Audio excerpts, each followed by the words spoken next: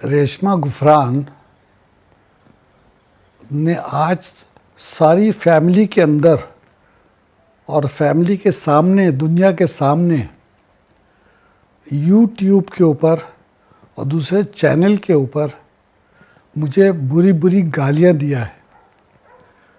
और मैंने एक विल दिया है रुबीना अख्तर हसन रिजवी के नाम पे, और वो उस विल के बारे में मैंने रेशमा को कुछ नहीं दिया है।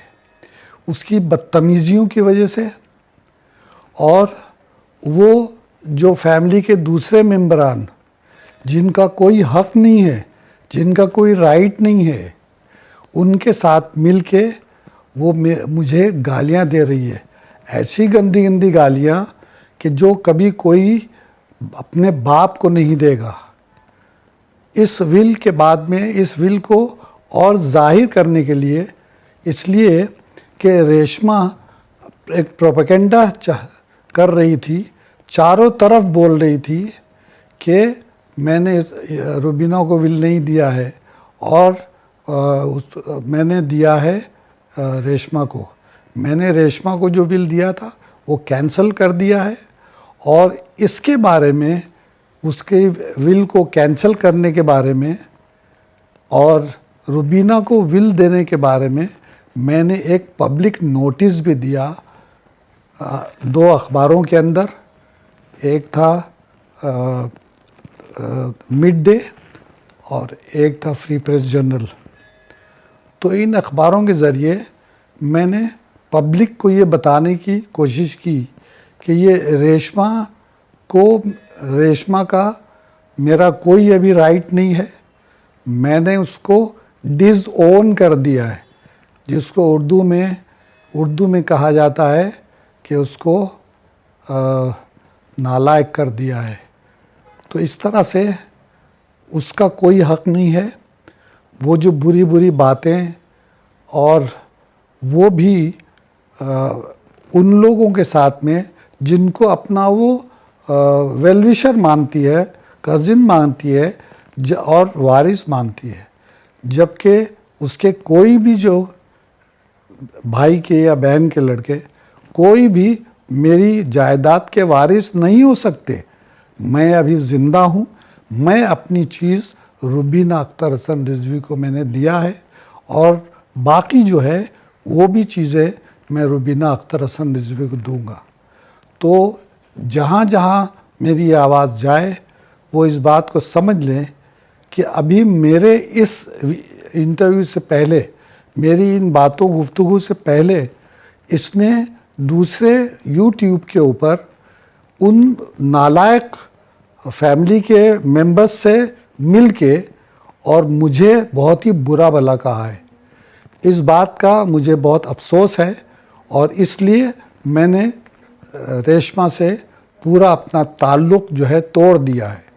उसको कोई हक नहीं पहुंचता मुझे या मेरी बीवी रुबीना को कोई गाली दे, बातचीत करे, बुरा भला कहे। और इस चीज़ का अंजाम ये है कि उसको मैंने बिल्कुल ही आग कर दिया, जिसको उर्दू में कहा जाता है कि अपने बच्चों को जब पेरेंट्स आग करते हैं उसको अंग्रेज़ी में डिसओन करते हैं। तो इस नालायकी की वजह से, इस बदतमीज़ी की वजह से कि कभी कोई भी अपने बाप को ऐसी ऐसी गालियाँ, ऐसे ऐसे अल्फाज, ऐसे ऐसे झूठ, ऐसे ऐसे मक्कारी बातें कभी मैंने सुना नहीं कि किसी ने दिया होगा, जो ये रेशमा कर रही है। और सिर्फ इसका एक ही एम है कि वो चाहती है कि कुल जायदाद इसको अकेले को दे दी जाए। वो मुमकिन नहीं है। इसको कुल जायदाद अकेले से बिल्कुल नहीं मिलेगी। इसको बहुत पहले, जब मेरे दोनों बच्चे हयात थे, उनको जो कंपनी में शेयर दिया गया था वही शेयर उसी वक्त दिया गया, कुछ 30 साल पहले। उसके बाद में रेशमा को मैंने कुछ नहीं दिया, और वो जो ये बातें झूठ फैला रही है कि मुझे मेरे साथ ये एग्रीमेंट कर दिया है। रिजवी बिल्डर्स एक प्राइवेट एक प्रोप्राइटरी कंपनी है। रिजवी बिल्डर्स एक प्रोप्राइटरी कंपनी है जिसका अकेले मैं मालिक हूँ, और ये जो ऑफिस है वो मेरी अकेले की ऑफिस है जो मैंने 1980 में बनाई थी। उस ऑफिस पे भी जो दूसरी लिमिटेड कंपनी है जिसका उसके पास कुछ शेयर है, वो लिमिटेड कंपनी का भी कोई राइट नहीं है।